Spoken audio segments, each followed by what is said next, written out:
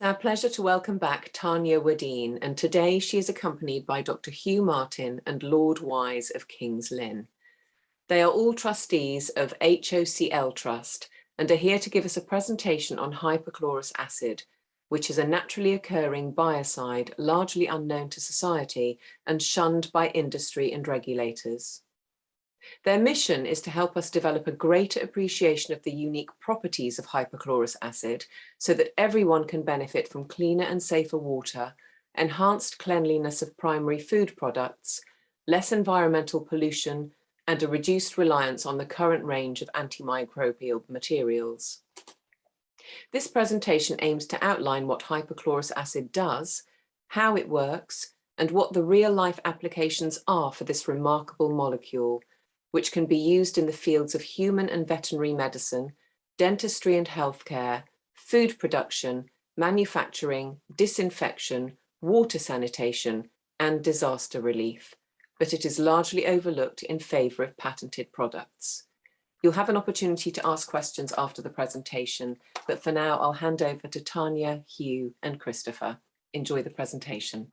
So good morning, everybody, and thanks again for joining us today. So firstly, I'd like to thank the Vaccine Control Group for giving us this opportunity to pass on this information to you. The Vaccine Control Group has been brilliant for me. I wouldn't have been able to see my dad in the care home last year if it hadn't been for the Vaccine Control Group. So I'm ever grateful for Dinny and Rachel for setting it up. And yeah, it's been quite amazing for me. So I'd just like to introduce myself. My name's Tanya Wadeen, and I'm one of the 3 trustees of the HOCl Trust for Hygiene and Safer Water. And together with Dr. Hugh Martin and Lord Wise of King's Lynn, we're looking forward to introducing you to what we think you will agree to be an incredibly misunderstood, underutilized, yet powerful, naturally occurring chemical. So first, a little bit about the other trustees. Hugh is a PhD in biological sciences. He has a career as a university lecturer for 38 years. He was the head of a science department, now retired, at the Royal Agricultural University, and highly experienced in application of HOCl for food and the agricultural industry, specifically in plant physiology and food preservation. And Christopher, Lord Wise, he is a PhD in crop and plant sciences. He had a career in the agrochemical industry and was followed by the National Farmers Union, where he developed the widely recognised Red Tractor certification scheme, which you will be probably aware of, highly aware of, I'd imagine. So as you'll discover, each and every one of us cannot live without HOCl. Yet most of us have no idea what it is, how it works, and how we can use it to improve our everyday lives. So there's such an abundance of information and resources on HOCl that there's no way that we could include or mention all of it in this short introduction. So we apologise if we don't manage to actually touch on everything. And just a little disclaimer, please note that this webinar is meant as a source of information and to trigger your curiosity and hopefully a greater understanding of HOCl. It does not constitute medical advice. Okay, so we also have a website where you can go to find all the information that we're giving you today, and hopefully a ton more information. It is a work in progress, and it will continue to be a work in progress as more evidence and research comes out about HOCl. So I'm going to share my screen now and introduce you to HOCl. So you can bear with me a second.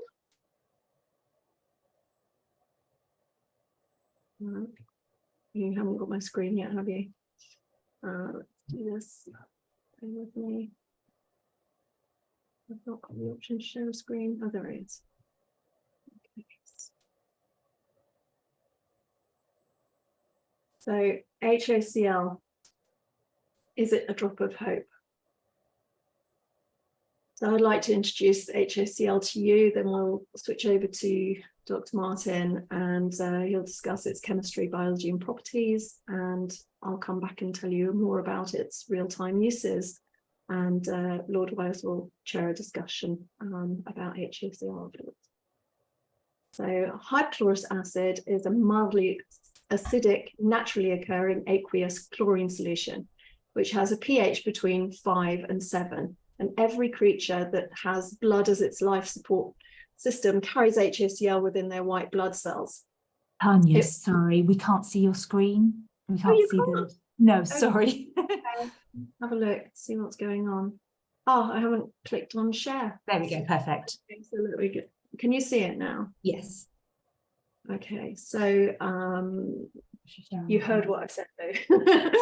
So yes, so HOCl is a remarkable biocide, and it eradicates in seconds all bacteria, even the tough Clostridium difficile, mycobacteria, fungi, and viruses, including COVID-19.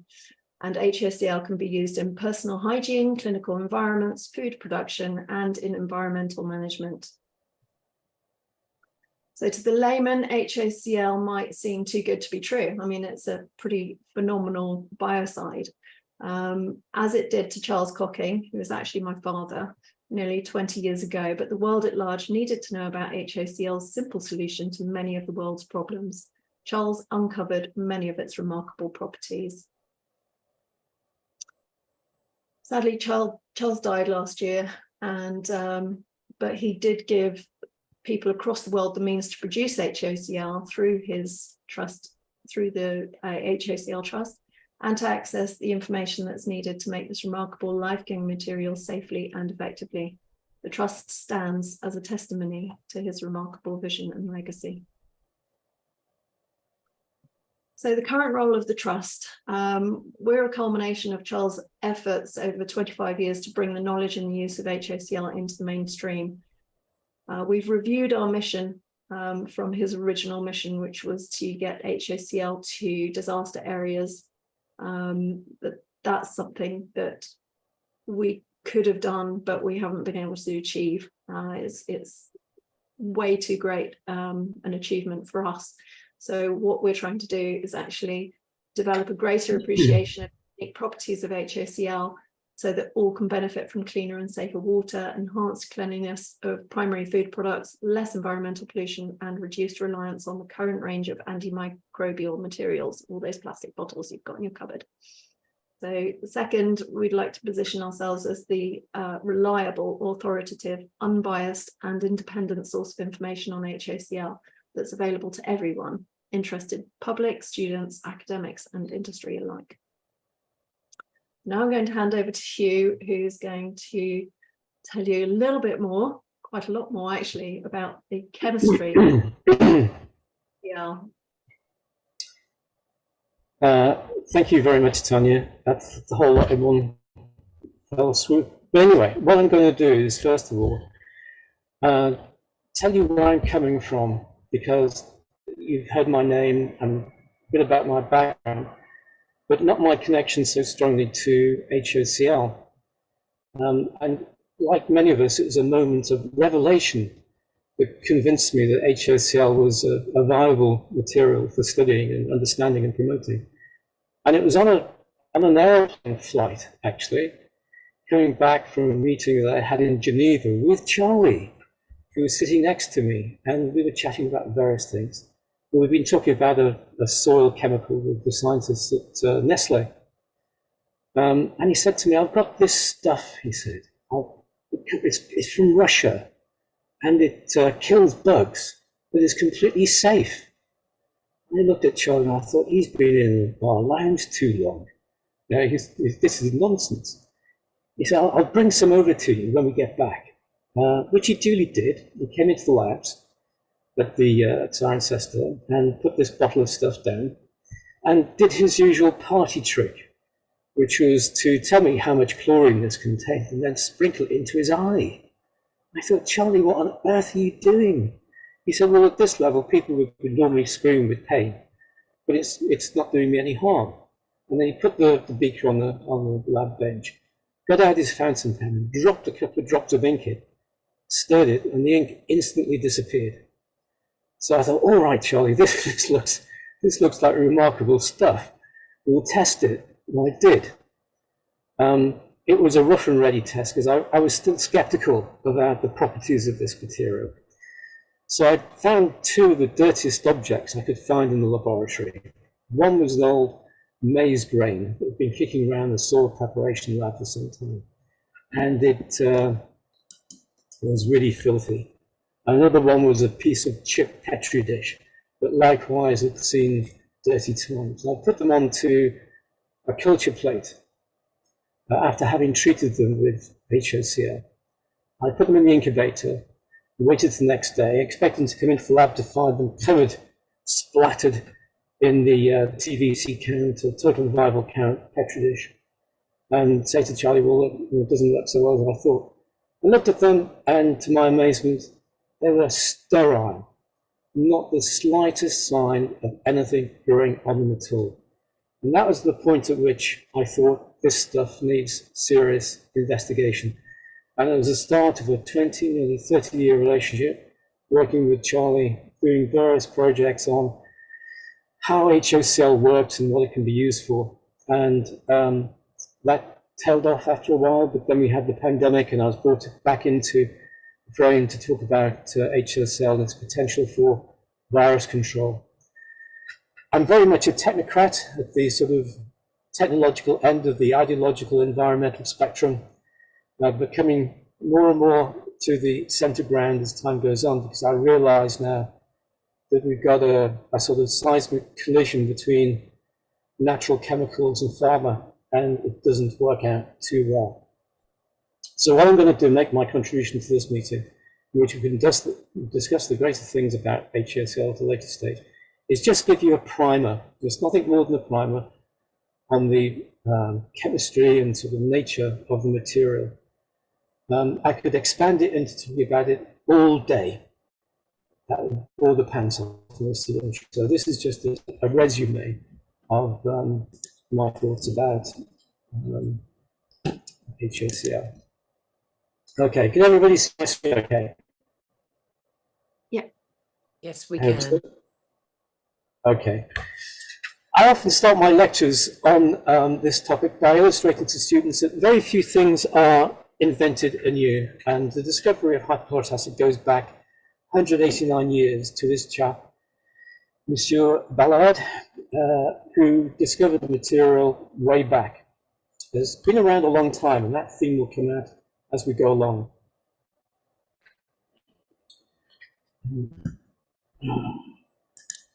I'll get this material too. Hypochlorous acid is a really simple molecule, and I think that's perhaps one of its weaknesses. There's only 3 atoms in it: hydrogen, oxygen, and chlorine. And here's the little molecular model. It doesn't really look like that, of course, but that's how we decided to put that on a graphic. That simplicity belies its role in living processes. Many of the new molecules coming into use nowadays, very complex, highly designed, molecularly constructed for artificial intelligence to produce the very complex molecules which do a specific job. The other thing about hypochlorous acid that lets it down is it does a widespread range of jobs, tasks and roles within living systems. So that initial superficial simplicity is beautiful to understand, but like water, really difficult to appreciate all of its strange and unexpected properties. How do we make and how do we get to this material? Well, 3 ways in which it can be produced. First of all, we can take a simple solution of ordinary domestic bleach, which contains NaOCl, which is sodium hydroxide. Sodium hypochlorite. Sorry about that. Sodium hypochlorite. It's very alkaline, but if you add acid to it, its pH is reduced, and gradually, bit by bit, you get a disassociation, reassociation into HOCl. It's a tricky business, but nevertheless, we can do it that way. We can do it by electrochemical synthesis that produces HOL, often described as superoxidized water. And that was the technology that Charlie brought back largely from Russia, where they've been doing huge amounts of research into these electrolytic cells to produce all sorts of industrial processes. Or the third way of producing HOCl is just buying the tablets, buying NADCC, sodium dichlorocyanurate tablets, and place them in water, and you can have a solution in minutes.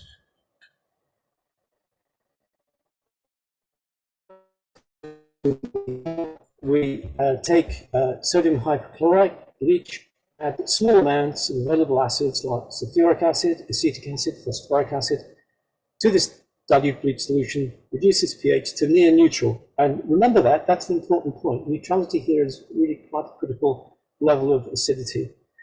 But as that pH is decreased, HOCl becomes the main form of what we call available chlorine. That is chlorine which is available to undertake reactions that allow the toxicity or other actions of the HOCl molecule to be expressed. Watch it though, because this process is really dodgy. If you start adding acid to bleach, you can go too far very easily with the pH reduction. And at the very end of that process, we get chlorine gas being released. And chlorine gas is really nasty stuff. It gets into lungs, lung passages, and forms hydrochloric acid. As a result of that, the caustic effect is terrible, and people can die as a result. The other problem, besides the riskiness in doing this, particularly at home, is the resultant solution is very bulky and it's expensive to transport because it's a huge amount of water containing a relatively small amount of HOCl. The second way of producing HOCl is these electrochemistry, as I mentioned earlier. And this is a process that was used by Charlie to develop a whole range of technological processes to without endoscope cleansing to be done without really nasty chemicals like peracetic acid and glyceraldehyde, which were making nurses very ill using it. Electrochemically produced HOCl is probably the purest form of HOCl, and it simply relies on the process of oxidation taking place as you pass an electric current through aqueous sodium chloride solution or brine. Now you see that on the research HOCl correction by electrolysis. Technological developments continue, and just the other day I came across microwave-assisted electrolysis, so things are going to get better as time goes on. But the third, this is the little diagram that shows you how simple it is. But you may come across this terminology in researching hypochlorous acid. The input, which is dilute brine, goes into this electrochemical reactor, which has an anode and a cathode. Sometimes the titanium rods embellished with rare earth elements embedded into them, but the level of complexity varies. After it's passed through that cell that has a unidirectional ion permeable diaphragm, for those of you familiar with chemistry, this is like a salt bridge. You get two solutions being produced out of that cell.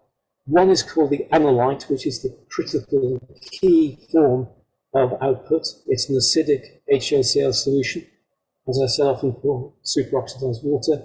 And coming out the other side is a catholyte, which is rich in sodium hydroxide, which can still be used for cleaning, and it's a very soapy, sort of slimy feeling sort of product, but it's not used for disinfection purposes. Hugh, can I just interrupt a second? Yeah. You're breaking up a little bit, and we're having a bit of an issue. I struggle because I've got my microphone slightly. Is that a little better now, Adria? I think it was more a connection issue rather than your microphone. Oh, really? Oh, right. Okay. It's a built-in microphone in my laptop, so there's not much I can do about that. I'll go a bit slower and a bit more clearly, if that helps. Somebody's suggesting if you turn your video off, then not the screen share, but your own personal video, it might help slightly. Okay, I'm not too sure I know how to do that. Stop video. Yeah. There we go. That's it. Maybe that's better. Okay. The final way of producing NADCC is to just use the tablets. They're effervescent tablets. You throw them into water or whatever volume you want to treat. And the bubbling and rapidity of dissolution of those tablets produces a solution of hypochlorous acid. There's one very important thing about using NADC. Oh, thank you, Tanya. Yes, they're tiny little tablets.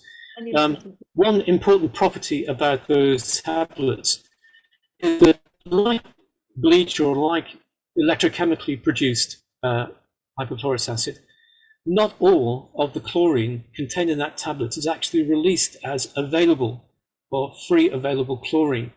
Some is held back, okay, and still within the parent molecule. And this forms a reserve of chlorine that can be released when the HOCl of that solution is being used and either by direct action on microbes or alternatively by being soaked up and used up by organic material dissolved or suspended in that medium. So this is a way of regulating the amount of chlorine being released according to the amount of soiling or dirty content of that water. So NADCC tablets are particularly useful when it comes to dosing large amounts of water with various levels of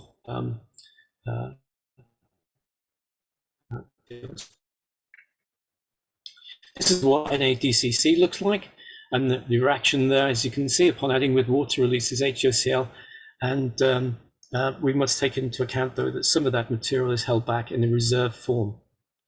So you can access amounts of HOCl very easily. You don't have to buy expensive materials to produce this stuff. You don't have to buy expensive tablets. They're very cheap and very economical to use. That's what the tablets look like, as demonstrated so ably by Tanya just a moment ago, about the size of a penny coin, and they go under a whole range of brand names. And I think if you chuck one of these tablets into a litre of water, you get about 1,000 or 2,000 ppm available free chlorine. So you get a very powerful solution just from a single tablet. One thing about HOCl is that it can be broken down in storage. And one of the things that breaks it down in storage is exposure to light. It is light unstable. And this little graph shows you the decrease in available chlorine over time, over a number of days, as a result of being stored either in the dark, that's the dark symbols on the graph, or in light-proof containers in the upper set of lines on that graph here. So if you're producing HOCl either from, but possibly not the bleach derived material, but from electrochemistry or from NADCC tablets, best to keep it in a light-proof bottle in the cool, and you'll have a life of 3 months or so, which gives ample time for its use in a domestic environment or for whatever other purpose you might wish to use it for. So it's usable material easily. You can use it as a spray, use it to soak things, use it on surfaces, you can gargle with it, you can do all sorts of things. Why is HOCl so good? How does it work? Well, one very important thing about HOCl is that it's what's called a neutral molecule. It has no electrical charges on it when it's intact in the HOCl form. And that means it can pass through cell membranes. It can get into cells very quickly. Get into solutions, which is OCl minus, and that minus is an electrical charge, which stops it getting through. So HOCl penetrates and gets in much more easily. Oops. Its mode of action is by what's called oxidation. The chlorine in that molecule rips off electrons and attaches onto other biological molecules. And those molecules include proteins, in which the structure of the protein is, excuse the French, is screwed up and it can't perform its function anymore. It attacks unsaturated fatty acids because they have bonds available, oxidation causing membrane damage, which means the very structure of an organism is compromised, it's disrupted. And it also attacks DNA and RNA strand as well. It fractures them, leaving subsequent protein synthesis and enzyme actions out of action as well, as long as there is enough of it taking place in the reaction. And those widespread effects destroy the function of really life-critical structures and disrupt the vital metabolic processes that those molecules are responsible for. and that results in the death of exposed cells. Notice that I haven't said microbes, because this substance is potentially toxic to all cells and tissues, but it's particularly severely toxic to microbial life, because microbial life is tiny in comparison with the amounts of HOCl that they're exposed to. Microbes do have a method of avoiding oxidative damage. They produce proteins which can protect the microbe, but with the amounts of HOCl that go in when on human use, it overwhelms them and destroys their function quite quickly. And because of this highly penetrative action, HOCl is known very well for its incredible speed of action. Now, Tanya mentioned a moment ago that microbes are destroyed by white blood cells. They do that by using HOCl, amongst others. Microbes are engulfed in the blood by a white blood cell type called neutrophils. They swallow them up by a process called phagocytosis, and then in that internally bagged bacterium, let's say, another bag of destructive agents comes along, a lysosome fuses with that phagocytosed bacterium capsule, and then pumps in HOCl and also acidifies the internal chemistry of that phagolysosome, which is now called. And that results in the total destruction of the ingested, the swallowed up bacterium. The microbes annihilated, and then the residues are expelled from the cell in just a soup of broken up molecules that other cells then can wipe up the residues. I put a link in there to phagocytosis, but I shan't use that now. I'm really a little more complicated in terms of the action of HOCl, because I want to make a link between its use as a disinfectant that we can use ourselves and the internal chemistry from where it evolved. This is a series of reactions that takes basic material, molecular oxygen, and through the action of these enzymes you see here, transform it first into hydrogen peroxide, and then by the addition of chlorine into hypochlorous acid. This hypochlorous acid has now an environment which is in the phagolysosome about pH 5, which is ideal for its action, and there it destroys the bug.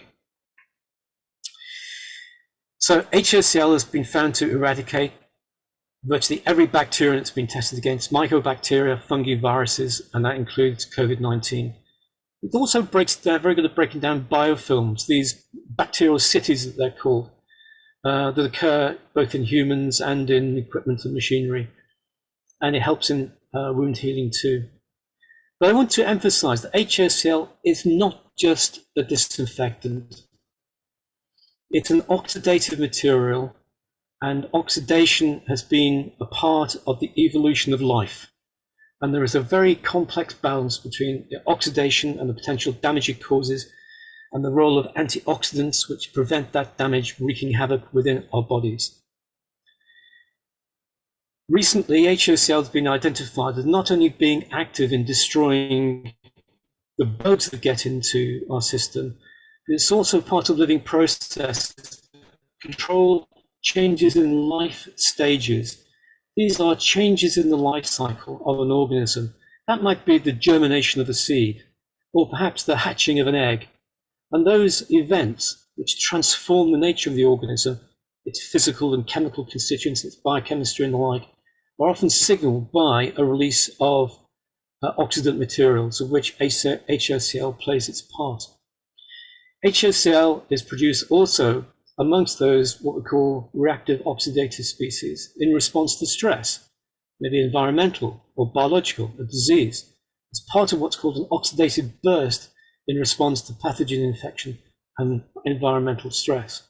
And this point I'm making here is really important to me. In health, oxidation by these reactive oxidation species like HOCl have to be balanced with a process of reduction. And we all know the health benefits of things like taurine, in Red Bull, lycopene, melatonin, ascorbic acid, and beta-carotene. These are all antioxidants. And in health, there's a requirement for a balance between these reactive oxidation species and the protective antioxidant systems that go with them in a form of homeostasis or leveling out according to the life of the individual. And HOCl is there as a fundamental part of that balance.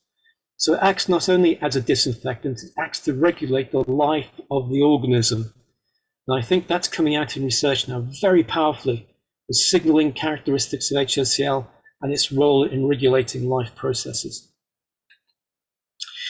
If you don't have HOCl, sorry for the shocking photograph here, as often occurs in genetic diseases like chronic granulomatous disease, people with oxidase defective genes where NADPH oxidase here is missing suffer terribly, and Mandura foot is caused by the absence of HOCl. So that's just evidence for it being an intrinsic part of our life and defensive process of this remarkable molecule. I think we're only at the beginning of understanding the roles of HOCl in life.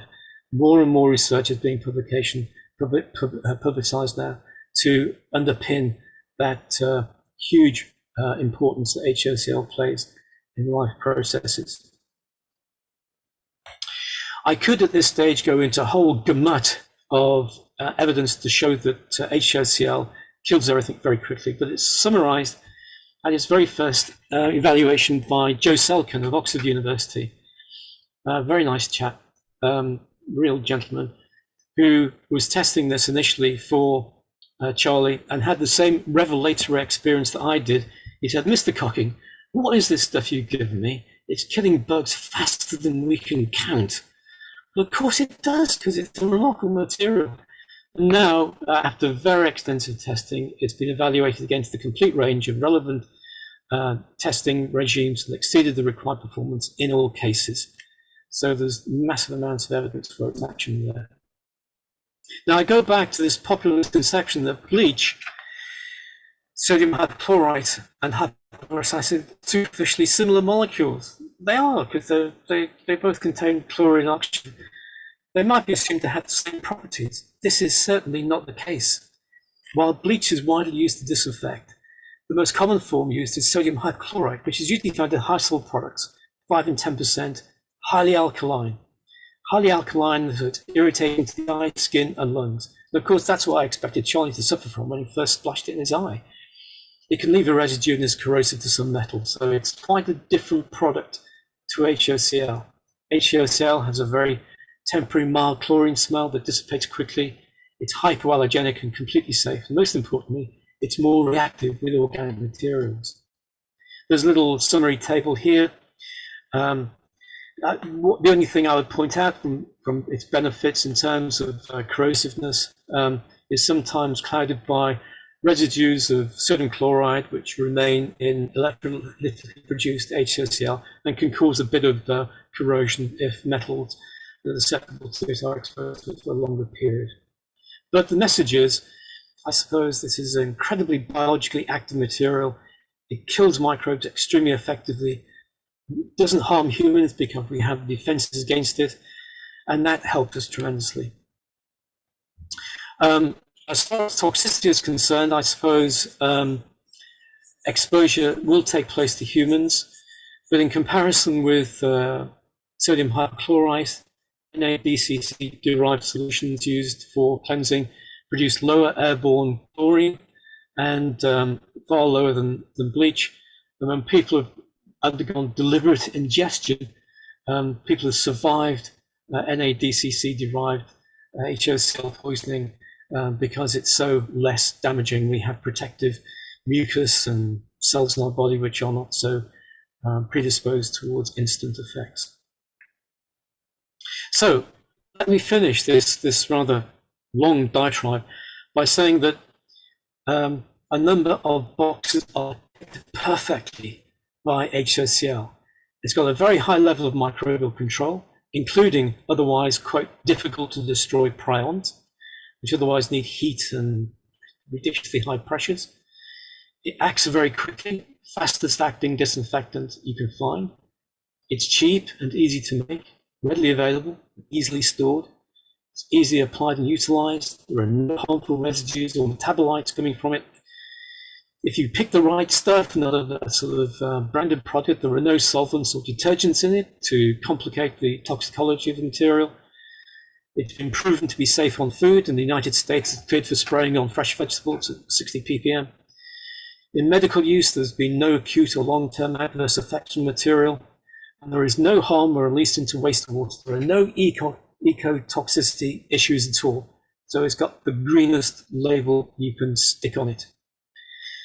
So there we are. There is a very superficial, very rapid, some wouldn't argue with that maybe, but nevertheless, range of characteristics of HOCl. And this remarkable molecule still keeping me going after years of study on it. I remain continuously fascinated by the research publications that are coming out relating to treatment of viral diseases, and oncology research is now adopting HOCl as a potential major player too. So this is just the beginning of HOCl science, I think. Okay, I hand over now to Chris, who will talk about, no, sorry, Tanya again, to talk about the applications of HOCl. Thank you so Thanks for your much, Hugh. patience. I've known about HOCl for a long time. I was basically the office runaround when Dad first got involved with it years ago, in the early 90s, I think it was, and well, mid to late 90s. And he and my brother were both involved in getting HOCl, you know, the Sterilox systems into the NHS, and they were replacing glutaraldehyde, which I think Hugh mentioned earlier. And so I was running around doing all the office admin and things like that. So a lot of information was sort of filtering down through my brain, but never have I sat down and done an actual microbiology type lesson, which you've just delivered for me. So thank you for that. I've always been aware of its properties, but never really understood it fully. Still don't, and still probably never will. But yeah, I'm very grateful to you for that. I hope everybody managed to sort of keep up with that as well. Beautifully presented, thank you. So I'm going to share my screen again now, and let's see where we go from here. So yeah, HOCl has many uses, as Hugh's already alluded to, disinfection being probably the main one, and water purification also. It is recognised by the WHO as NADCC is recognised by the WHO for water purification around the world. So disinfection, it's used in medical settings, human and animal health treatment. I think there's somebody on the chat who's mentioned that she was using an animal directed product during the COVID scan. And yeah, so there are pet treatments and things out there. Myself, I've used it for my cat who had ear infections. She was actually really debilitated with an ear infection that I hadn't really noticed. We'd just moved house and I wasn't really paying attention, and her very strange behavior of sort of crawling along the floor, not wanting to move. She was in, you know, not wanting to eat, not wanting to get up and drink.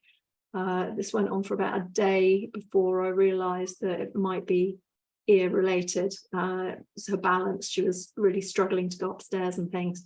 So I got the HOCl, put some in a dropper bottle, and put some in her ears, both her ears, quite strong. I think I used probably around 500 ppm, which is considerably, you know, very strong. And within about an hour or two, she was up and about and doing things again. I mean, it literally nailed whatever it was in her ears that were causing her problems. So that's just one type of application. So in terms of disinfection, there's fogging as well, which is creating a sort of mist and misting rooms that then can get onto any sort of airborne issues and onto surfaces. So let's just move on a little bit, and then we've got the COVID-19, the NHS and the government. That's what I'll be talking about too, in our experiences with that. So, right, so medical uses, it was first reported in 1915, and they were basically using it for wound treatment, and J. Lorraine Smith was the first person to really highlight HOCl on this use. And then the next year they were starting to use it in surgery as well, under the brand name of HOCl. So in 1915 they first began to use a 0.5% hypochlorous acid as an antiseptic, and they were using it for wounds during the war. So we've also mentioned that it is useful against COVID-19 during I think it was 2020 or 2021? I think it was 2020. They did this study called the CLIMA study in Mexico, where basically they took patients who were being treated, both sets of patients, the control group and the study group, were being given normal protocols for treating their COVID-19. I think they were all ambulatory patients, so they weren't ill in bed, as it were. They were not that ill when they were first treated, and they were all outside of the hospital. But the experimental group, the study group, were given a nebulized form, which is an inhalation of the fine droplets of HOCl, and then increasingly intravenous delivery as well. But the ones without the HOCl care, they had deteriorated, 31% of them deteriorated and were hospitalized. Only 11 of the experimental group required hospital care at a later date, and 13% of the control group died, sadly, but no deaths were seen in the experimental group, and they did report that they recovered a lot more quickly. So that's just one example of HOCl being used for COVID-19. Sadly, it's not something that is widely recognized.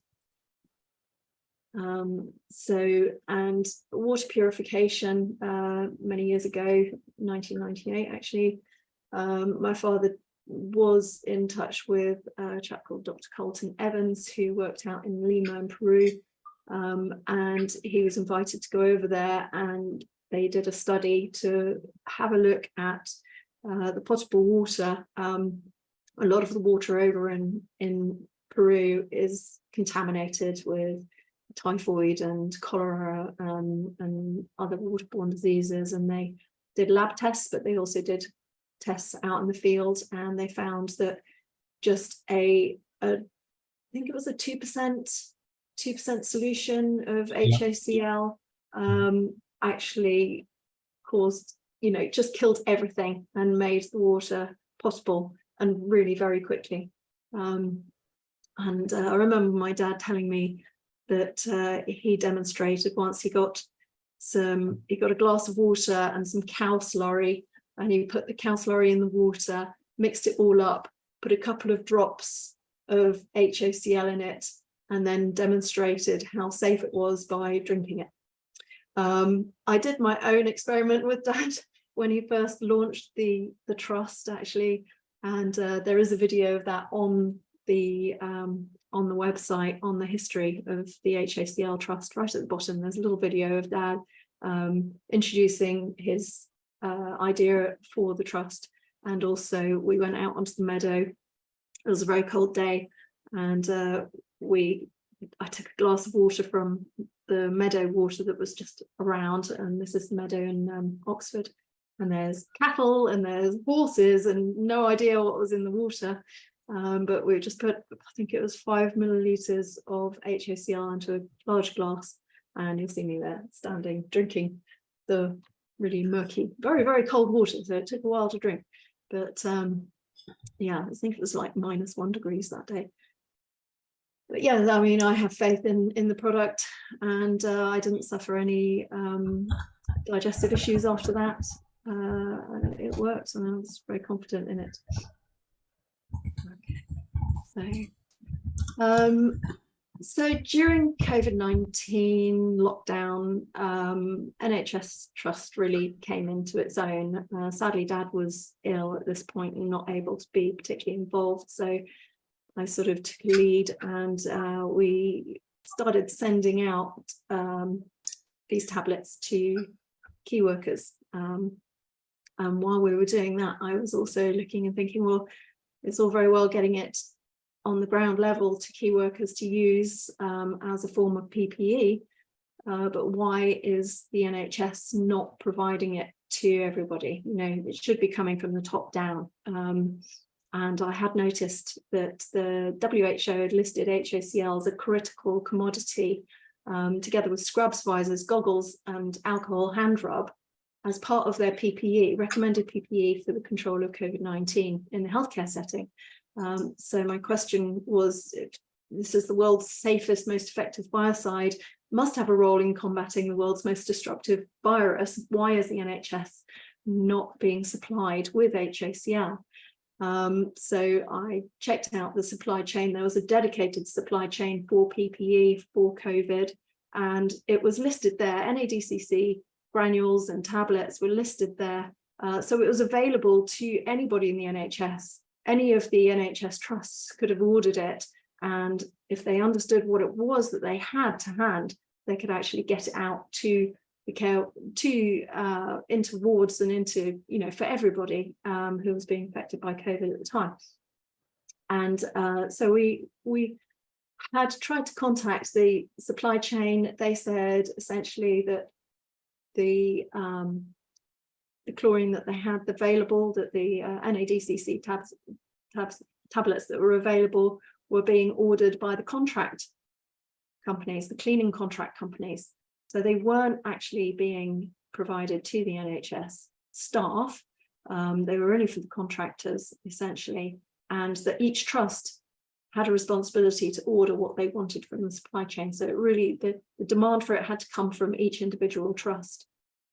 So that was an issue that we came across. So we then contacted the reuse sprint team. COVID-19 reuse sprint team got in touch with us from NHS England and NHS Improvement, interested in what we had to offer in terms of knowledge about HOCl, but they came back with a data request. Sorry, these are the appeals that we were doing. Actually, we had an urgent appeal, etc., and we were providing people with the means to make their own hand sanitizers that they could give to their staff. So yeah, so this is where it's listed on the commodity page. So you've got, this was on the 6th of March, so this is before we'd even gone into lockdown, and chlorine as NADCC granules is listed on the PPE healthcare facilities. So this is the data request that they wanted. They wanted to know what biological efficacy there was, off-gassing, whether it could be visually inspected, performance testing, quantitative fit testing, health and safety protocol. So we put together a letter for them with all the evidence that we could find that supported the use of HOCl for reusing PPE, because they were short of PPE. So if they could mist HOCl onto all their gear, they could reuse it very quickly. So this is the letter that we sent. This is just the top. The whole letter is actually on our website. You can download it and have it.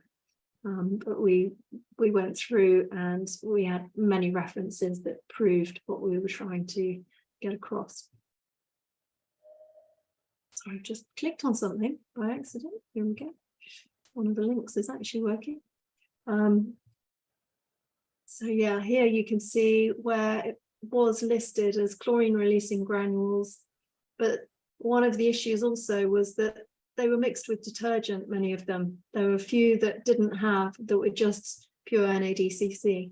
And detergent, there's no way that that could have been used if they had detergent in them as HOCl. So it was a contamination really, and not safe. So we were passed from pillar to post. We started, I think, in early June, contacting the NHS, and we ended up not getting a response until this was November, where they basically said, oh yeah, you know what, you need to go to the health and safety executive.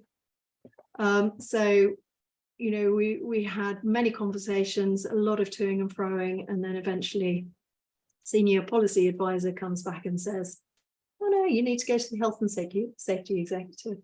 There's no way that we can make this kind of decision.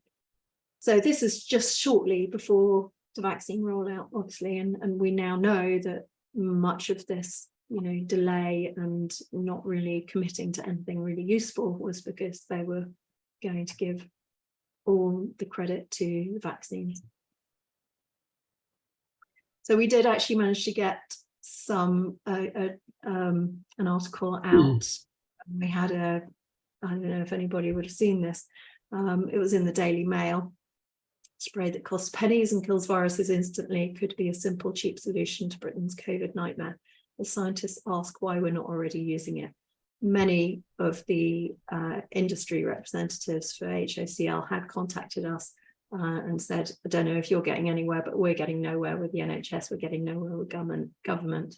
And just one of the comments on this article highlights exactly what the industry players were really, you know, dealing with. So this chap, basically they'd been in touch with the Cabinet Office, you know, NHS procurement, everybody, and they'd not got anywhere.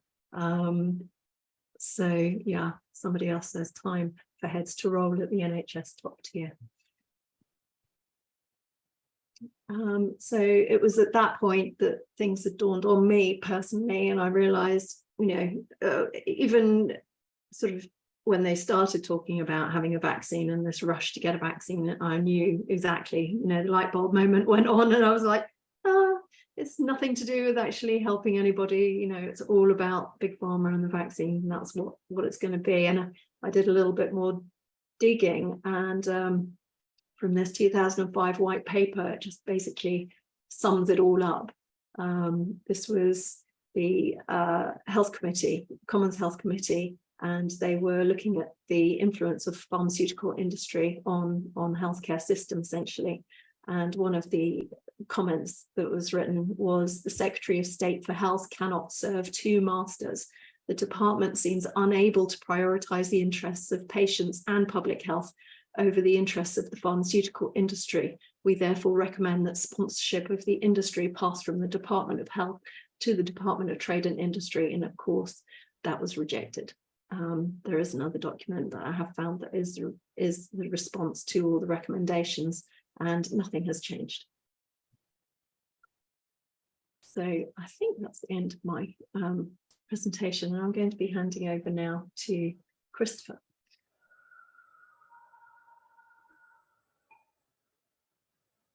I think have I unshared? That's better. Okay. I need to stop Shall we? sharing. There we go. Yeah. Well, good morning, everybody. Thank you very much, Tanya. Can you all hear me nicely? Yeah. Oh, that's grand. That's grand. I've known Hugh for many years, and when the industry was struggling, they came up with the idea of perhaps certification or assurance would be a means by which they could make some headway. And Hugh knew that that was one of my fortes, and over a hydraulic lunch, he convinced me to get involved. That sort of coincided actually with Charlie's final illness, and it became necessary for the trust to have another trustee, and the pair of them managed to con me into taking it on, because in the UK you need 3 trustees for a trust. So I took over from Charlie in that particular role. Anyway, I'm now hooked, and my particular skill set pales into insignificance compared to the other two, but I tried to provide a sounding board for it all. And, why isn't this compound making greater progress worldwide? And really, it's a dilemma. We've had a look at the efficiency and what is it capable of achieving, but it's really an issue that large industry will not adopt it because they can't patent it. There are stability issues, which means that if you make a product, it's difficult to get a shelf life that is commercially acceptable. But there are ways to get around that. But it does involve effort, and that's possibly where industry loses enthusiasm. This is big industry. There are smaller companies that produce the equipment that can make electrolytically HOCl on site, and that's being used in hospitals. And one of its principal uses is actually sterilizing endoscopes, for rectal examination and so on. So there is proof within the industry that it will work, but it's not used widespreadly enough. There is more research going on at the moment. It's leading to wider uses. Dentistry has suddenly caught on to it. Wound treatment is already being looked at worldwide. But there's this reticence and confusion all the time. And it's not helped by regulators. And I think we managed to see that. So let's just go to my screen save, which is here, isn't it?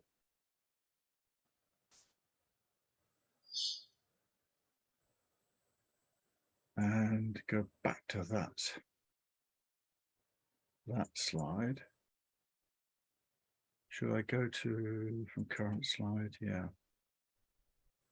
The penny we think is dropping with NHS, but because of the dissipated nature of it, it's not making the headway it should. And all the local trusts, as Tanya said, have to make independent decisions, and they're just not competent to do that. And when they look to their regulators for competency, there's this confusion reigns, because regulators will only view dossiers. Dossiers have to be produced by industry, and industry won't produce them because there's not a return in it, certainly for the big boys. There's also a disbelief that it is actually something so remarkably cheap could be as efficacious as it is. And this confusion actually goes to organizations like Médecins Sans Frontières. Even they get confused too. So we'd love to hear your views on how we could crack this nut, because this is something which society really ought to be benefiting from.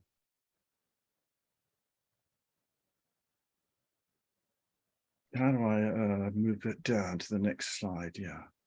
So we've had a quick look again at history, its properties. We've outlined to you the reticence and confusion. We've outlined to you the frustrations and the dilemma, but there is a little bit of light at the tunnel, and it's beginning to glow brighter and brighter. So I think really now's the time to stop from our point of view and offer it open to the rest of you to put your questions, because I'm sure they've been stored up and are gnawing away in your head. So just as a little sales pitch, we do have some surplus stock of the NADC tablets, which we're selling off. So go to the website and you can order from us. And whilst we've still got the material, you're most welcome to have it. So is there a drop of hope out there? Well, we certainly believe, the three of us certainly believe there is, and society is beginning to get the hang of it. And particularly, we want to thank you all for joining us today.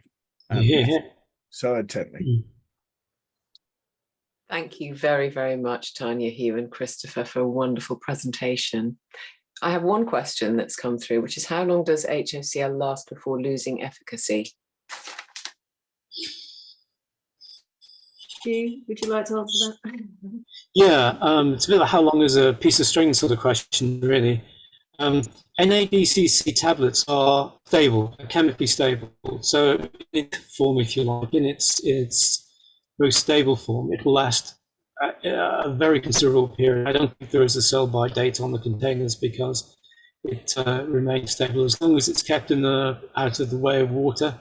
It doesn't break down. You can rely on it for years. In the solution form, like I say, you've got to keep it cool and away from light, and 3 months so active, but it depends on the starting concentration of the solution. HOCl is amazingly effective down to very, very low concentrations. In that exercise that was carried out to test its effect on water quality in Peru, they were using concentrations down to 1 or 2 ppm. And in fact, 0.5 ppm chlorine is still effective in controlling most bugs, well, nearly all bugs in water. So for domestic use, I use it myself. I pop a tablet into a litre bottle, produces a very, very high concentration. I just use it as a spray, and I keep on using that for 3 months and pop another tablet in. So the range of lifetime of the material can be extremely long, but it's not difficult to replenish. So it's as convenient as you want to make it.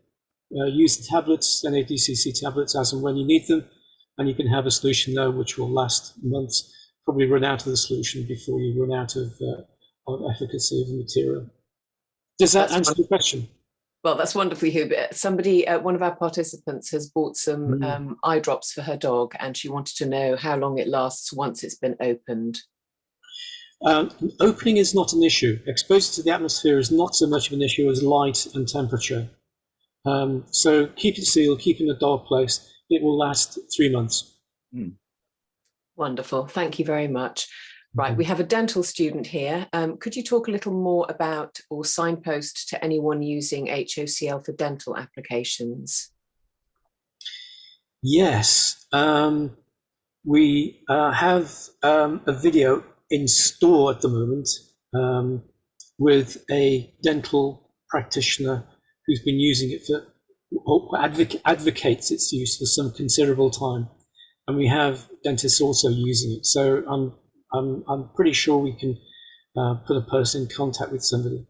It's been used very effectively for dental purpose, not only irrigation of the mouth, but also making sure that the dental chair hydraulic system, which tends to develop biofilms of bacteria, is also kept clean.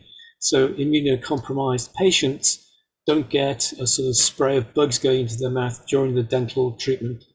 But certainly we will be developing that aspect on the website in future and advocating its use with evidence from practitioners themselves to support that utilisation.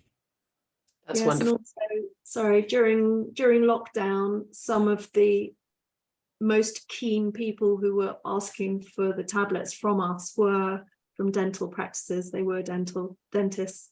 They weren't necessarily using it for treatment of patients, but they were using it to fog their dental rooms because they needed to have a very quick turnaround between patients. And so they were doing, there's a lot of videos on YouTube you can find where the dental practices are being fogged and they're using it a lot. But also my father's dentist used it. Of course, nobody escaped Dad in terms of knowledge of HOCl. You know, if he saw an application, he'd tell somebody about it, and his dentist didn't escape the same treatment, and he ended up using it for his cleaning his dental lines. You know, Dad was a massive advocate of, you know, just rinsing your mouth out with it every now and then. So I've used it for my gingivitis. Actually, I was diagnosed with gingivitis, I think in 2015, quite severe. Was told by periodontist that I needed to have 6 teeth removed. I'm 51. This is 8 years ago, and I've still got all my teeth. And yeah, I mean, it did take a lot of deep cleaning with another periodontist. I did seek other, you know, second and third and fourth opinions, and I went with somebody who managed to save my teeth. And I still use HOCl, actually really quite strong. It's probably about 1,000 to 2,000 parts per million, which isn't to everybody's taste. And I wouldn't recommend it to anybody, but you know, I just didn't want to lose my teeth. And it doesn't taste great, but just rinsing out my mouth with it every now and then, using it And people also use it for gargling and things like that if they're getting a sore throat. And interestingly, the reason why grandmother's remedy of gargling with salt water is because the salt reacts with the cells in the lining of your throat, your sort of mucus lining cells, and generates HOCl. So this is why the gargling remedy works with salt water, which is quite intriguing. So yes, essentially dental, we can dig out a lot of dental information. There is a lot to put on the website. Again, it's a work in progress and we haven't got round to every single subject yet, but we will be putting that up in the next few days. Wonderful, Tanya, thank you. Kylie, you've got your hand up if you'd like to unmute yourself and ask your question. Yes, hi, thank you for the presentation. I've really enjoyed it. I've got 2 questions if that's allowed, but I can come back later for the second one. Do you think with the intravenous that it could be used for staying on the dental line, for dental cavities, which are within the gum line from teeth that have been removed, bacteria remains within the gum? Could it be injected in there and would it help with those cavities that are now sealed up and enclosed a bacteria? Wow, that's a very, very technical question. I've not experienced any publications, not read any publications that have used an injectable form of HOCl for local infections. There is no reason why it wouldn't work, but I have far too limited knowledge of dental physiology to comment on its effectiveness, but usually the treatment that's been advocated is in root canals where it's sprayed in with some force. So it's not actually being injected, but it's in intimate contact with tissues that are suffering from bacterial infections, or it's been used as a rinse. So it's very much a superficial action. I think some research might be needed to examine the possibility of that kind of. So I can't give you a direct answer, but I think there is potential in that avenue of thought. That's fine, thank you. Can I have a second question? Yes. I'm very familiar with CDS or MMS. Can you explain, so chlorine dioxide solution, and it sounds in some ways similar, it does similar sorts of actions. Can you explain the difference if you're aware of that product? I'm very, very, very underlined in italics aware of chlorine dioxide and its rather strange background. Its effects are quite different the same as HOCl, it's an oxidant, but I know no way of dosing it accurately. That's my ignorance, I'm afraid. But I don't see any reason for using chlorine dioxide when HOCl is known to be safe and efficacious in almost all applications that it's had. Okay, thanks. Is that the magic miracle solution, MMS? Yeah, I think that's what the MMS is. This is the crazy purification tablets that he first discovered it. He was using water purification tablets because he used to be a gold prospector and he was in the Amazon rainforest with a bunch of his people, and they came down with malaria, and the only thing he could do was get them to drink water, and he was using these water purification tablets. And when they recovered from the malaria, he was utterly astounded. He just didn't understand it. So when he got back to the US, he took these water purification tablets, which he assumed were the only thing that could have possibly helped, and he did a lot of investigations, and that's where he found that was what was curing these malaria patients, the chaps that were out in the forest with him. So that's his very first instance of becoming curious. Now I can only imagine that those water purification tablets were NADCC based, and that's as far as I'm going to go in terms of making that connection. But yeah, it's a fascinating thing, fascinating sort of story, and then there is certainly a link there, but I'm not sure what makes up MMS now, what they've used.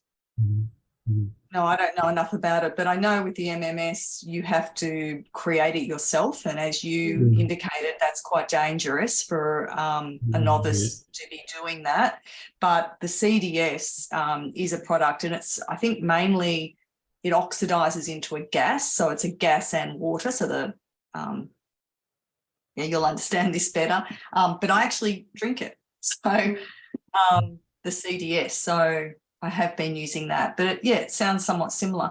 So this product you do put in water and do drink like a few drops of that? What do you use it for in drinking it, honey? What the CDS, back to that? Yeah. To kill off all those reactive oxygen species and bad bugs and pretty much everything that you have indicated this product does. It's very similar. I don't know what concentration you're using it at, but the gut microflora is, you don't want to compromise much of that in everyday life. It needs to be stable. I know that HOCl, if it's ingested in large amounts, will have an effect on that population, as you might expect it to, although much of it will be absorbed. I don't know the case in chlorine dioxide, by the protective surfaces of the gut. Gut is lined with mucus. Your stomach is resistant to acids, of course, and its oxidizing power is used up quite quickly. It's one of the defensive reactions to oxidants when they're consumed. So I wouldn't question you, but I would question the principle of drinking it regularly as a means to affect some sort of change of which you'd be very uncertain about, I guess. Yeah. This is not medical. This is not medical advice. No, it's not fair of me to ask you about a product that you're not familiar with. I just thought you might know the differences between the two. I just drink it once a day as I'm going to bed, just to do that overnight clean. And I do plenty of pre and probiotics to balance it out, and fermented foods. But yeah. Adria, could we just change direction a little bit? Yes, absolutely. Thank you very much for your questions, Kylie. Would it be able to remove pesticides from vegetables? Yeah, that was the question that I was seeking to address. Wonderful. The answer is no, because pesticides are not organic molecules, so to speak. It could possibly denature some of them that will happen to be on the surface, but really, I think where HOCl scores is using it in the preservation of food products, fresh products. In the US, for example, the equivalent of the Soil Association permit the washing of vegetables and fruit and things in HOCl solutions to sterilize the surface of them from mold and various other pathogens which lead to the ultimate deterioration of the fruit. In this country, all our salads, often come in the supermarket in little plastic bags. Well, actually, they're all washed with a hypochlorite solution, very mild hypochlorite solution. And when you open the bags, you can certainly smell it. It would be much better, I think, if they changed to HOCl treatment rather than hypochlorites. But that's a cudgel that we're going to take up with the Soil Association in the UK to say, why aren't you using it? And it's probably because it's too cheap or whatever, because it has, it doesn't have the strength of a lot of money in promotion, and that's the difficulty. But washing produce as you bring it into the home will increase its shelf life, and you can do so without actually ingesting a pesticide in its own right, or an anti-microbial in its own right.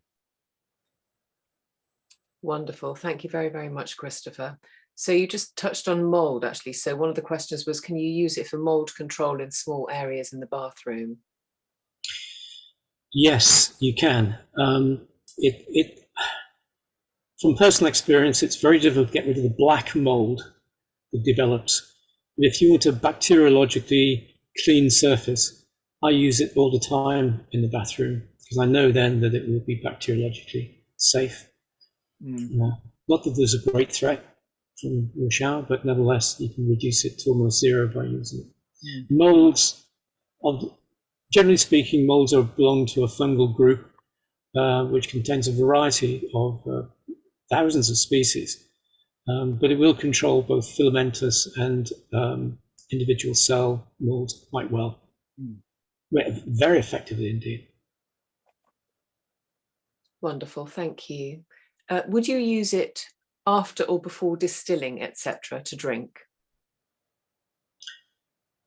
Distilling? To ensure distilling. Could you expand on that question, Sue, by unmuting yourself? Yeah, I've because I've been very suspicious of the water with all the chemtrails and everything coming down and all sorts. I bought a distiller and I've been drinking that. Now I know I should put something back into the water, but as this has come up, I was just asking that question. I use it for drinking rather than tap water or whatever. Yeah, most tap water, of course, have already been treated with chlorine, and what residual amounts are left are very, very low, normally 0.5 ppm or lower. So unless you have reason to believe that the water is contaminated, I can't see justification for adding HOCl to it. Unless a distillate should be pure by definition, Hugh. If it's distilled, not just the water purified, it's actually boiled and distilled, is it, Sue? Yes, I use a distiller, like a 4-litre one. Oh my goodness. Well, it should be bacteriologically completely safe then, I guess. Yeah, and there won't be any residue of chemical or anything in it because it's pure. I use you're talking about putting things back in. I use a gravity filter myself. I have borehole water here, but back in Oxford, I used a gravity filter, which then has some sort of mineral stones at the bottom that realkalize the water, so it remineralize the water after it's gone through. We still use it here because there's a lot of debris, especially after we're in Wales, a lot of rainy, when we've had a lot of rain, you can actually see the organic matter floating around in the top of the filter. So we filter, but I don't feel the need to add HOCl to that. Yeah. I mean, I've got from the Stand in the Park group, I've someone I'd seen on YouTube, and someone made me, I got all the bits and they made me a, but I call it Barkley, it's not Barkey, it hasn't got an L end, filter. Yeah. But I haven't yet. I then went and bought a distiller, so perhaps I ought to go to do that, and then perhaps put charcoal or something in and some minerals or whatever.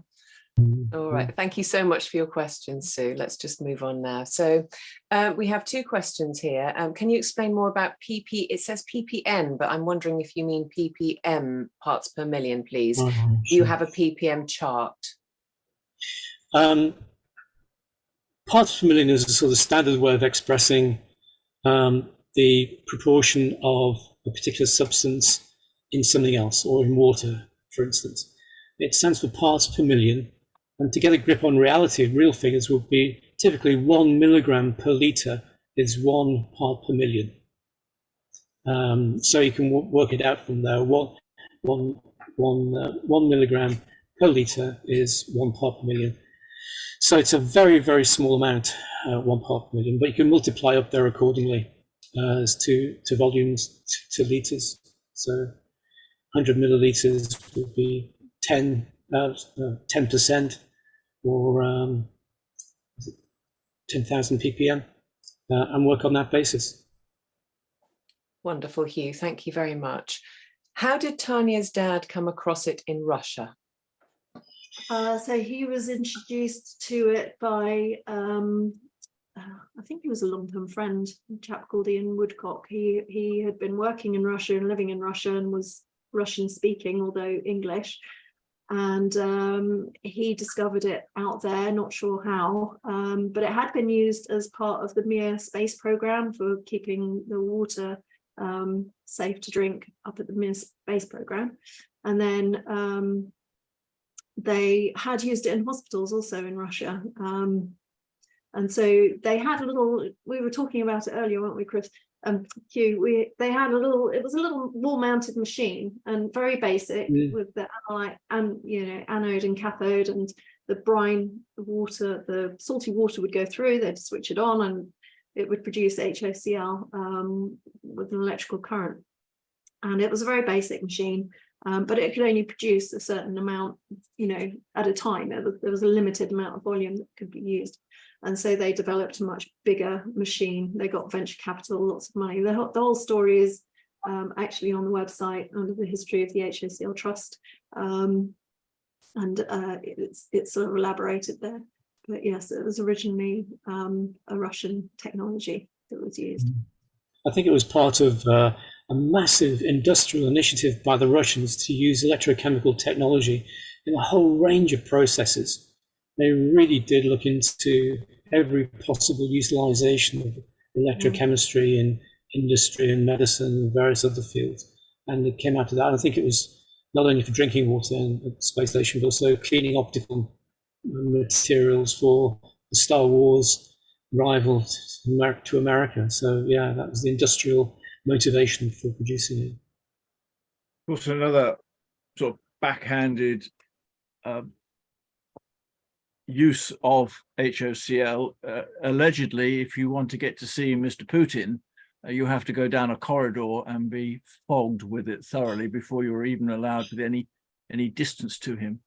So all his Politburo, when they go in to see him, have to go through this long tunnel before they're allowed to sit at the other end of the table. Thank you for those anecdotes. Somebody here said that they'd like to purchase from your stock, as you just mentioned, and they've gone to the website, but they haven't been able to find it. So would you kindly help with where they can? Yeah. So if you go to the menu, there's a fundraising tab. If you click on the fundraising tab, you'll see that there's a little thing about memberships, but also there's where you can purchase the tablets. I think it's called Support the Trust. Yeah, it's under fundraising, Support the Trust, and you'll see that the tablets are there, Prosan and ADCC tablets. Wonderful, thank you very much. Sort of 20 tablet sachets, 200, a pot of 200, which is one of these, quite big, and yeah, or a case of 6 of those pots. Wonderful, thank you. Can it be sprayed on skin infections or fungal infections with any effect? Yes. Yes, most definitely. Yeah. Without giving you too much information, my daughter actually recently had a bout of thrush, and she was just using HOCl, and it cleared up very, very quickly. Yeah, I mean, it's really good for cleaning wounds. If you get cut or anything, you can just spray it on or wipe it on, or just drip it on, and it will clean your wound, totally sterilize it essentially. Wonderful, thank you. Can you add HOCl to seawater to drink? If you add electricity or lightning to seawater, you'll have HOCl instantly. Yes, you can. You can certainly do that.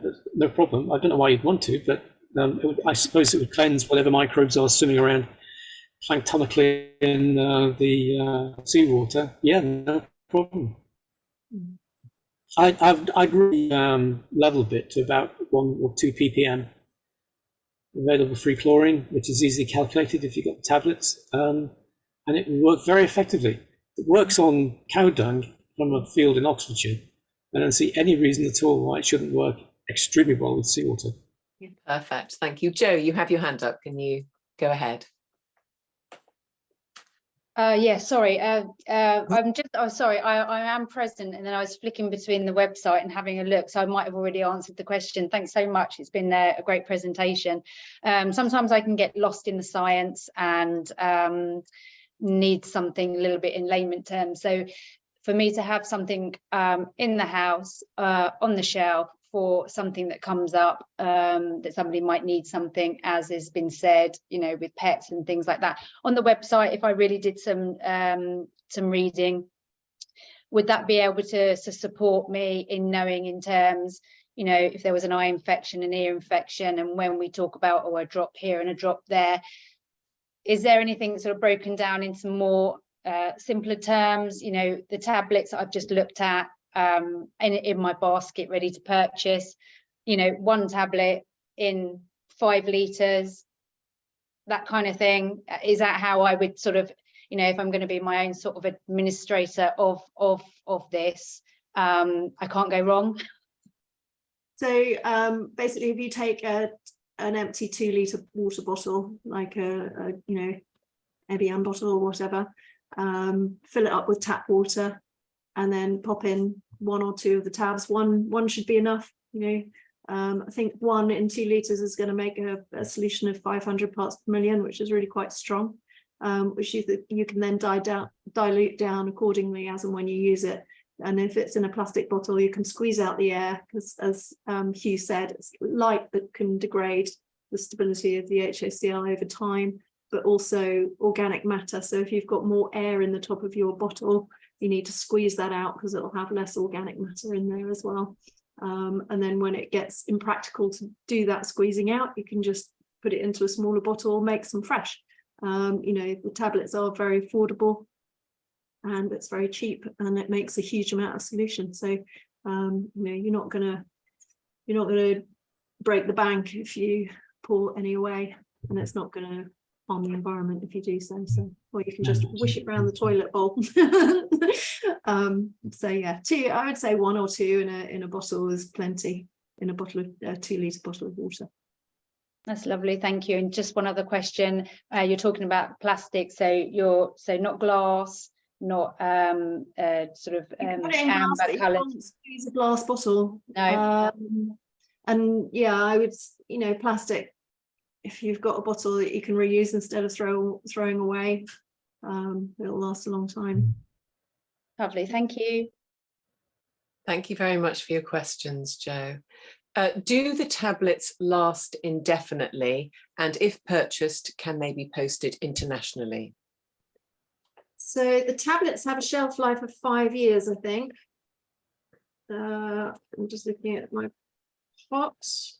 I think it said somewhere, or it might be on the safety data sheet, 5 years or something, shelf life. Yes, we will post the tubs internationally. Wonderful. That's all the questions in the chat. Does anybody else have any questions that they would like to ask Tanya, Hugh, and Christopher?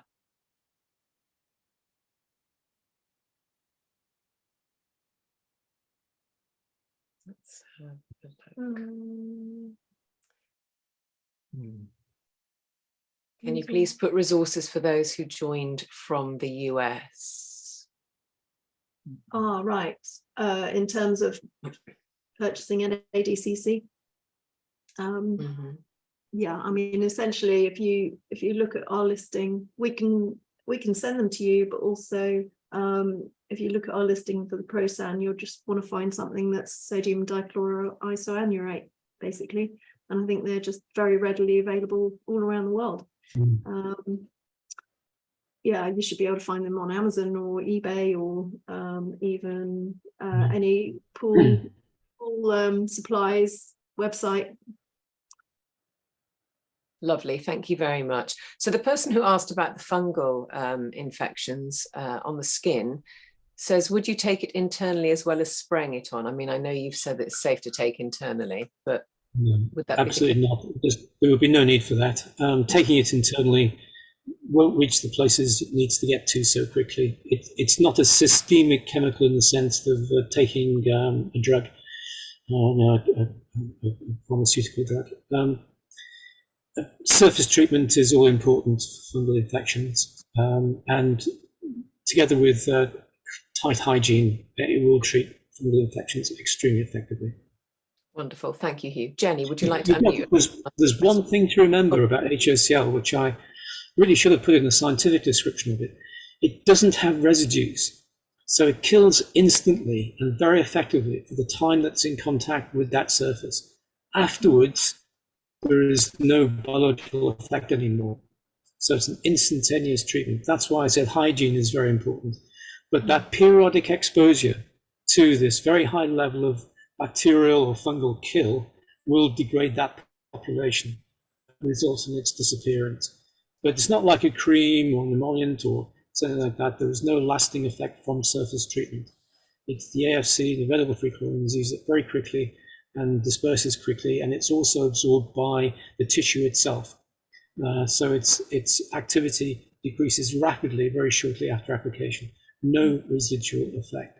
So repeated applications aren't needed, and it's easy to do anyway, so there should be no barrier to do that. It will be highly effective against fungal infections. Lovely. Thank you. Jenny.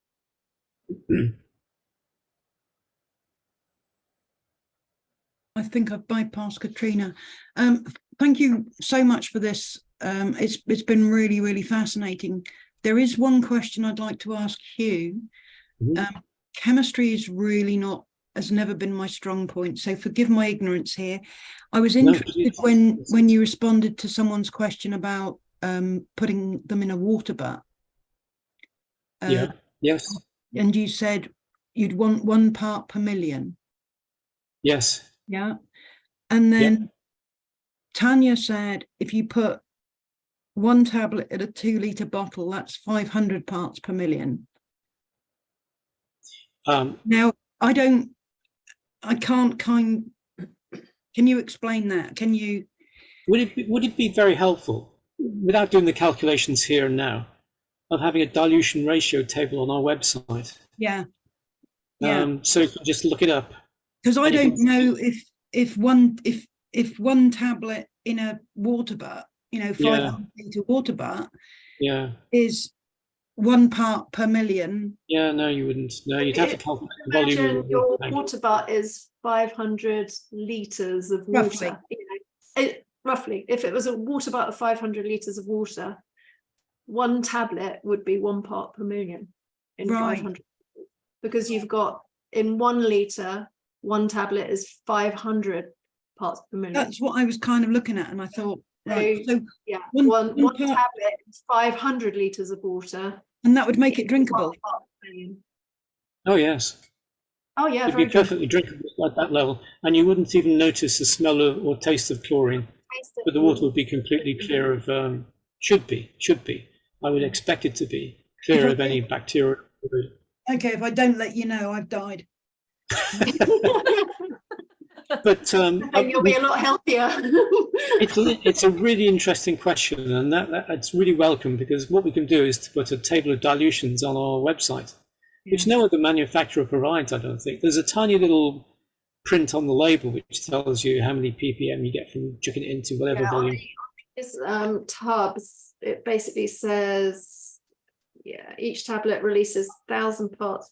Oh no, 1,000 parts per million. I've got it completely wrong. 1,000 parts per million per litre of water. Yeah, but that is 500 in 2 litres, isn't it? Yeah, that's right. Yeah, 1 tablet. Yeah, that's where I was going. Yeah. So yeah, we'll do that. Thank you very much. That's a very welcome question. Thank you for answering the question. Thank you, Jenny. Katrina, would you like to unmute yourself? Hi, thank you so much. It's been really fascinating talk. Mine is just, I'd like to add, I would really appreciate the table. I think that's a great idea. And I kind of missed what Tanya was saying. I think I just lost consciousness for a moment. You're not supposed to store it in a glass bottle, or you can store it? You can store it in a glass bottle. It's just that as you use it up, more of the bottle becomes air. And the more air in there, the more likely you're going to have, organic matter, dust and Lord knows what floating into the bottle when you open it. So you can't squeeze the air out, is all I'm saying. So whereas with a plastic bottle, it becomes a lot easier to manage that. Okay. Do you think it's probably a better idea, once you've made up the whole big solution, to put it into smaller bottles? Maybe. There's no reason why you shouldn't. I mean, I have a little glass bottle with a little lever top that I take if I travel somewhere. I'd just pop that in my bag because it's a lot easier to carry around than my 2-litre bottle. But so I have a mother bottle of 2 litres, and then I distribute into my little bottle to take it away. Thank you very much. A question that came in is, can it be used to clean surgical implements? Oh, yes. Most definitely. Most definitely. Yeah. Wonderful. This case, Well, the prime example is the endoscope, of course. Yes. Sorry, Chris. difference between sanitizing and cleaning. You know, depending on the surgical Sterilization. yes, yeah. sterilizing. So the question is, yes, can you use sterilizing through normal techniques is very complicated. You know, you have to put it in a pressure vessel with high temperatures, or use extreme sort of physical conditions to clean. But HOCl will sterilize. That it will kill everything that's there, given sufficient exposure. Many chemicals, many biocides on the market require minutes to hours to work. HOCl usually works within 5 minutes, even quite heavy deposits. You must make sure, though, that the instruments are given what's called a social clean first. In other words, if they're surgical bits, the clots of blood or bits of tissue have to be wiped off first, together with any organic residues that might be there, and then it can be inserted into a bath of HOCl, which will give the final kill, because all the HOCl will have access to whatever small deposits of bacteria, fungi, whatever are left behind. One of the hugely practical things that I use HOCl for is, you know, your washing up brush. You know, if you're not using sponges and things, or even if you are using sponges, just make a bath, like a bowl of water, and soak them overnight. And any of the bacteria that's gathered from washing up over time, just, you know, they come out quite nice and clean looking as well. So that's quite a nice practical kitchen application, actually, not surgical at all. Wonderful. Thank you very much. Somebody did say, can you use it as a mouthwash? And I made the assumption that the answer was yes, because of what you said about your gingivitis, Tanya, but I just wanted to make sure and clarify that that is the case. Yeah, a lot of people use it for a mouthwash. People use it for brushing their teeth and things as well. Tanya used quite a strong solution. I would suggest mine is that. very strong. Mine is completely neurotically strong. Yeah, I don't want to lose all my teeth. I would reduce personally. I would reduce the dose down, or the concentration down to less than 100, possibly about 20 ppm would be satisfactory for a general mouth rinse. I'm overkill. I just do things. Yeah, that was extreme, Tanya. Yeah. Wonderful. That's all the questions from the chat. Does anybody else have any final questions they'd like to ask Tanya, Christopher, and Hugh? Norman.